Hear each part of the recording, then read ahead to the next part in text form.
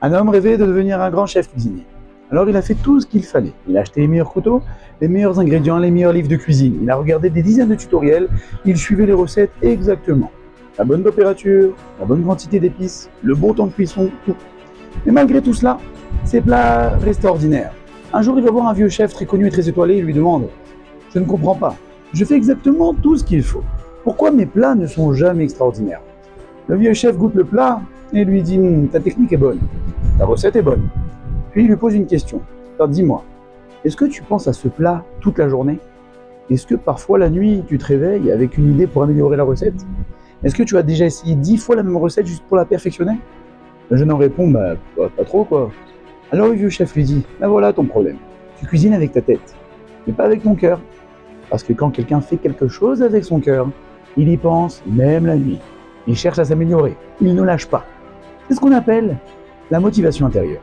Quand quelqu'un agit par passion, il persévère plus longtemps et donne beaucoup plus d'efforts qu'un simple acte mécanique. Et c'est exactement ce que la paracha Vayakhel Pekudei vient nous enseigner. Les Béné Israël n'étaient pas des artistes, ce n'étaient pas des artisans professionnels, c'étaient des esclaves qui avaient l'habitude de manipuler du mortier et des briques. Mais quand leur cœur s'est éveillé pour construire le Mishkan, ils ont réussi à faire des choses extraordinaires. Parce que quand le cœur s'éveille, l'homme reçoit une force qu'il n'avait pas auparavant. Le Ramban explique que lorsqu'ils ont amené les matériaux pour le Mishkan, ils n'ont pas apporté seulement de l'or ou de l'argent, ils ont amené avec eux la Shrina, la présence divine. En construisant avec cœur, ils ont dévoilé la présence d'Hachem qui était dans leur cœur. Et le Zohar nous enseigne quelque chose d'encore plus profond. D'après vous, quel est l'endroit le plus proche d'Hachem dans ce monde? Le Kotel? Le Kever Rachel? La Meret HaMarpela? Eh non, c'est le cœur de l'homme.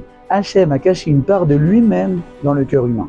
Quand une personne révèle son cœur sincèrement vers Hachem, la présence divine peut s'y dévoiler. Et maintenant, on comprend pourquoi des esclaves peuvent réussir des travaux si délicats. Ce ne sont pas seulement leurs mains qui ont travaillé, c'est leur cœur éveillé qui a révélé en eux ce qu'ils n'avaient jamais imaginé.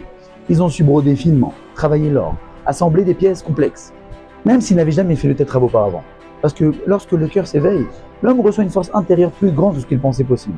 Et ici entre en scène Rabbeinu Yonah. Il dit, ce qui fait la différence dans la réussite humaine, c'est la conscience de sa propre valeur. Si une personne croit qu'elle est seulement un amas de matière avec quelques qualités, elle ne peut pas aller très loin.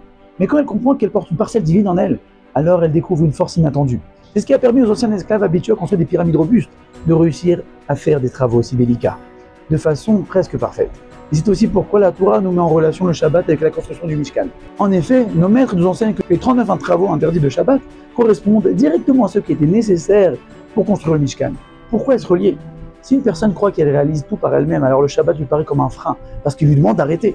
Mais si quelqu'un a compris, comme dans l'histoire du Mishkan, que la vraie réussite vient quand le cœur s'ouvre et que la présence divine l'accompagne, alors le Shabbat cesse d'être un obstacle. Le Shabbat devient une bénédiction, car il nous rappelle que ce n'est pas seulement l'homme qui agit, c'est l'action humaine portée par une intention profonde et l'aide d'Hachem qui complète cette action. La Torah nous montre que ce n'est pas seulement ce que l'homme fait, c'est pourquoi et avec quel cœur il le fait.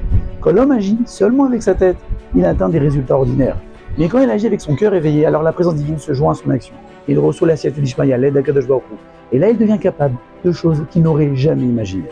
Bon courage et Shabbat Shalom.